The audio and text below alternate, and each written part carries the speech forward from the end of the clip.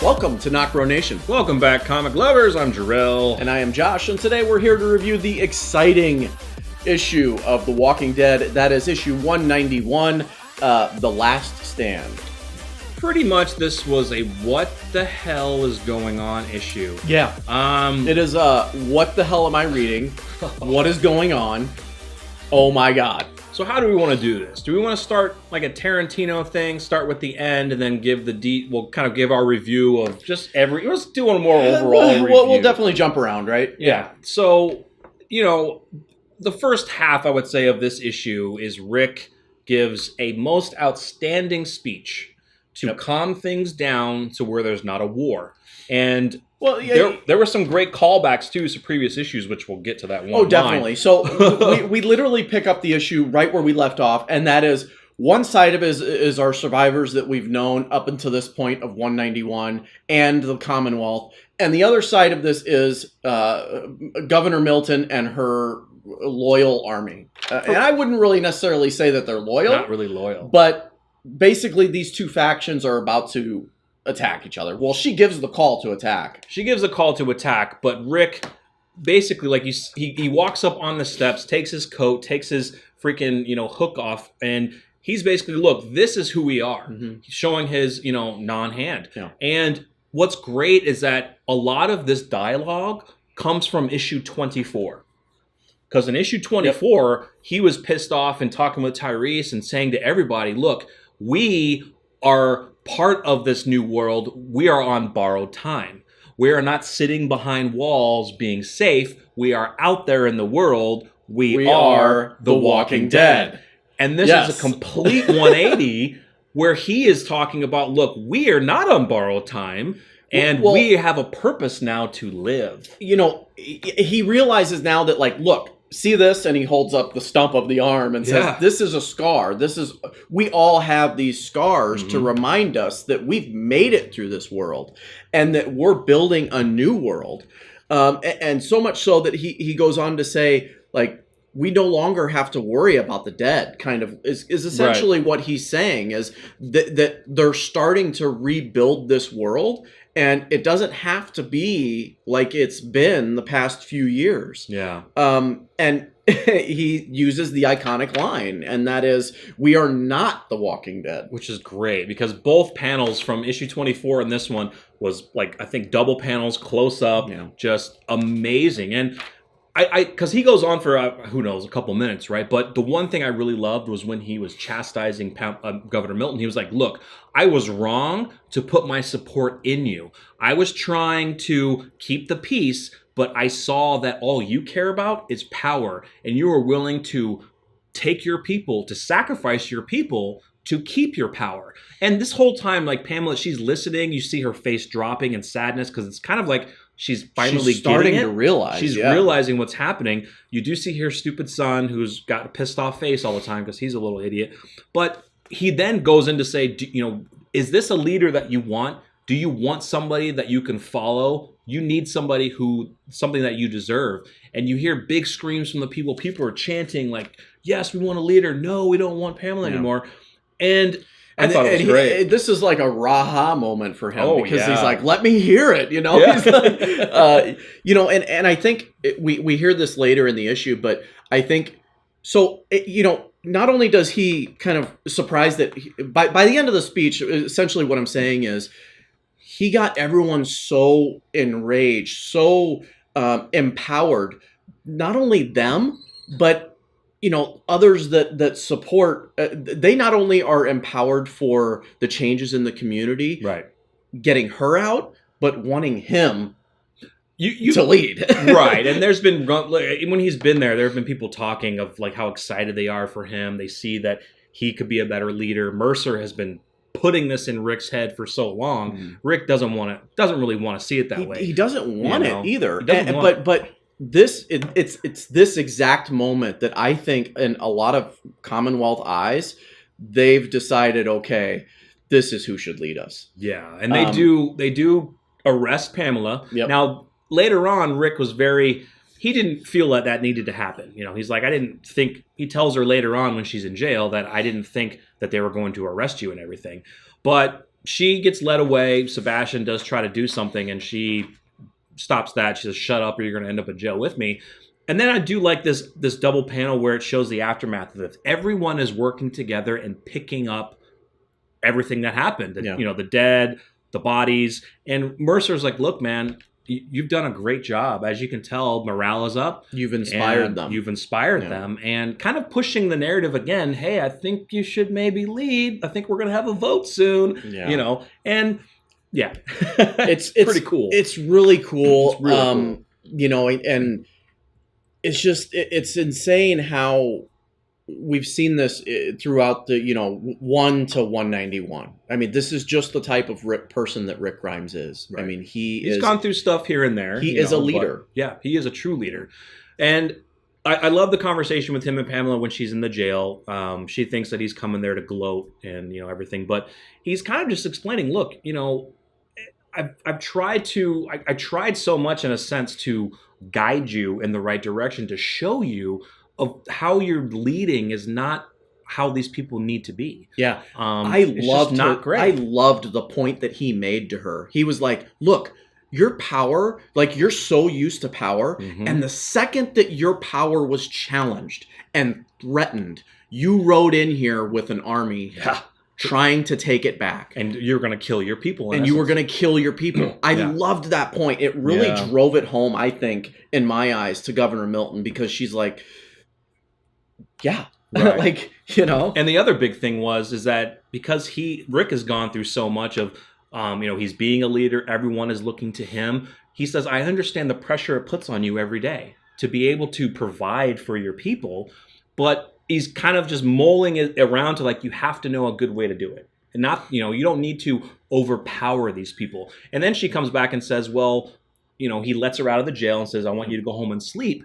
But then she's like, well, what do we do? Because, the way that I've been running things, people who have better houses, you know what I'm saying? Like people, depending on what they used to do in previous life, will have a better house than somebody living in a shack. She basically, like, what do we do about this? How do we do that? He's like, we'll figure it out. Yeah, and Rick is obviously in no place to make any type of decisions now. One, he's not in charge, and two, he hasn't even thought about that yet. And I loved it too because she was like, "Well, you're naive," and immediately Mercer steps in and is like, "Okay, you're going home." Yeah, we'll put some guards out just in case, because just in case people feel like, "Oh, she's at home now, let's go kill her." No. But he's better be safe than sorry. So, leading up to the end of this issue, yes.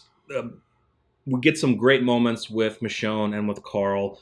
It kind of sets up some last moments, so to speak. So if you guys haven't read this issue, Rick does get shot, and we don't know the outcome of what's going to happen, but these two panels kind of set that up in a sense. Like you kind of knew something was going to happen because Michonne's talking to him and saying, or actually Rick is kind of saying, morale's back up, everything's looking good. And she's like, well, you did this, you need to lead these people, again, pressing that narrative. And he's like, no, I don't want to do that. But he sees because I think he even said before in his speech that he fell in love with the possibility of what the Commonwealth could become. Yeah, and he's seen that from the onset, right? Yeah. And really what hit home for me in both of these scenes, one was Michonne saying, you've always given us something to live for. Yeah. She is just, delighted to have known him, and the conversation that they're having is one of mutual respect for each other. Yeah. And then you jump to a conversation with his son, and it's like he's teaching his son. And it's not just this scene. A couple issues ago, he was doing the same thing. We've gotten a couple of panels throughout the past few issues of him teaching his son and having these walks with Carl. Yeah. And Carl asks him, how do you do this? Right. How do you make the right decision all the time? Yeah. And he says, I don't. He kind of says, I go with my gut. Yeah. And he kind of says the same thing to Carl. He's like, and you do it as well. You go with your gut. And kind of probably going through all the memories that Rick has had with maybe Carl making certain decisions where Rick may not have agreed with it, but it was Carl's gut decision, which he's basically telling him, that's your right decision. Yeah. So keep going. He tells his father, he's like, I'm proud of you. I'm proud that you're my dad. And he says, "I'm proud that you're that my was son." a scary it's moment. What is happening right now? It was a Rick heavy issue. We get all of these close relationships. We get a lot of these moments where they're talking to each other, and mutual respect is just being thrown back and forth, and these iconic moments between these characters. And then you're like, what is going to happen here? Yeah. And we get that in the last few panels. We get little prick Sebastian, Now, who had a plan. Yeah, because I'll say my thoughts after you go over the review of it. So he goes, Rick is sleeping, he barges into his room. Now, this kid had a plan.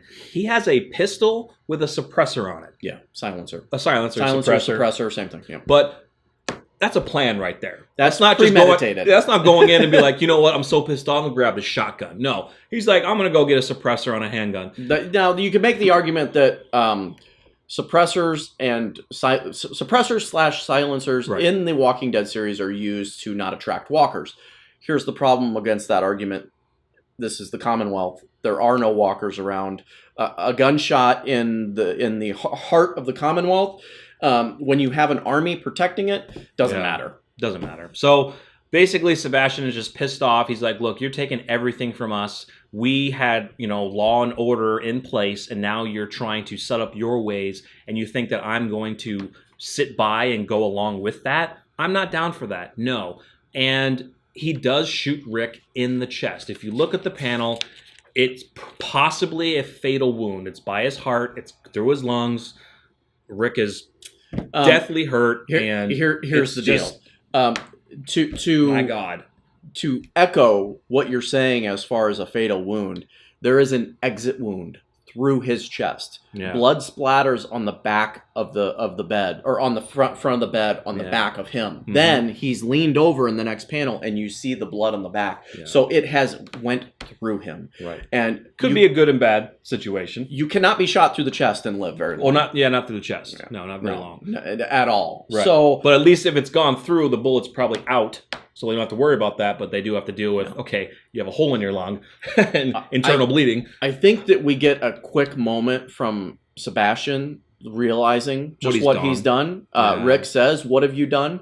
And then we get a gasp of Rick before it ends. And he says, "What did you do? What did you do?" Guys, is this the end of Rick Grimes? If a lot of us were theorizing, okay, maybe they'll keep him alive until issue 200. That's issue 200, make him die, okay. But I honestly think he's not going to last that long. I'm thinking it's going to be the next issue. Issue 192 is called Aftermath. The cover is with Carl. Yes, covers can be deceiving, but Carl does look very sad. But I just don't think he's going to last very long. It has to be the next issue. You are not going to get shot through the chest and last 9 issues. I don't care how much you stretch out time in those 9 issues and jump to other areas. Because 193 will be Negan. He is going to, if this is real, and here's my theory on that, if this is real, he's dead the next issue. 192 will be the end of Rick Grimes. Now, here's my theory. He was in bed and he was sleeping when Sebastian came in. Is this a dream? See, I can see it, Josh's theory, because Rick is worried about probably what's next to come. So could he be dreaming that he knows how Sebastian feels about him? So could he be dreaming this situation, or is this real? My God, it's a 50-50 chance. It is. I just see either the next issue opens up with him bleeding out, or the issue opens up with him waking up, sweat rolling down his head because he's dreaming and he's woke up from a violent dream. So it's like, this is gonna blow our this next month is gonna be agonizing. It's agonizing right now, and we're on the day after the issue. Wow, guys. I mean, our hero has lasted 192 issues. That's what we're thinking right now. Yeah. It's hard to say that. Kirkman has said he knows when and where he's going to die. He's told, yes, Rick Grimes will die. But, man, is it this next issue? Is it, because 193 seems to be maybe a possibly Negan return. I don't know. Maybe. I have no idea. It could be 192, or he could live for like a day, and that'll jump to 194. I have no idea. I don't think he lives an hour. It's going to be tough. But the Commonwealth have doctors. I'm sure they do. He got shot through the chest, man. hey, you can't survive that. I'm sure there's been people shot through the chest and they've lived, but I guess it depends on the caliber. I don't know about that, but I honestly think that. Sorry, I just want to. No, I want to take a look at the gun. No, yeah. So I mean, truly, yes. If you get shot in the chest close to the heart, you think that's going to be very fatal, that you're going to die quickly. You could survive, but yeah.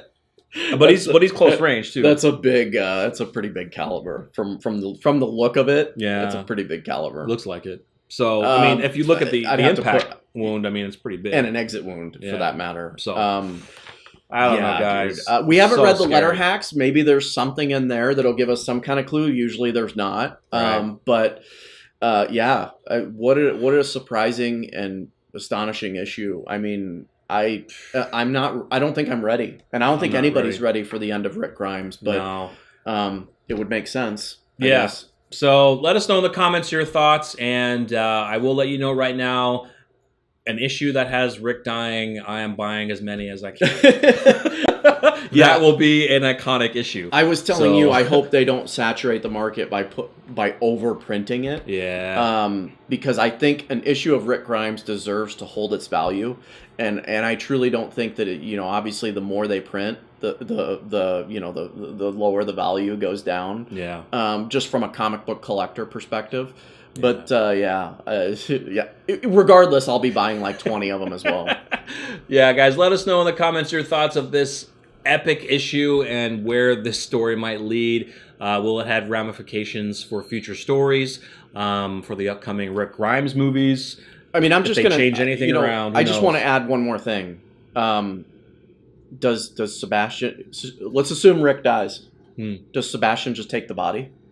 Right, because as we know, nobody heard it. Yeah, and then there's a mystery of where is Rick Grimes. Right. And then Sebastian's the next evil, villain of this series. If he went out like that, I'd be pissed. I would be pissed too. If no one knew and Sebastian just hid the body, I'd be so mad. I think we need some type of, if we are going to get Rick killed off, some type of death scene, which I think is coming, and then a really awesome funeral, like a superhero type funeral. Yeah. I'm talking like a Superman dies type funeral. Right. Or like maybe like a Darth Vader thing where they burn him or something. I don't know. Better be something epic. Better be sweet. So like the video if you enjoyed it. We truly appreciate it. It helps the channel. Subscribe, hit the bell icon, follow us on Twitter and Facebook on NocBro Nation.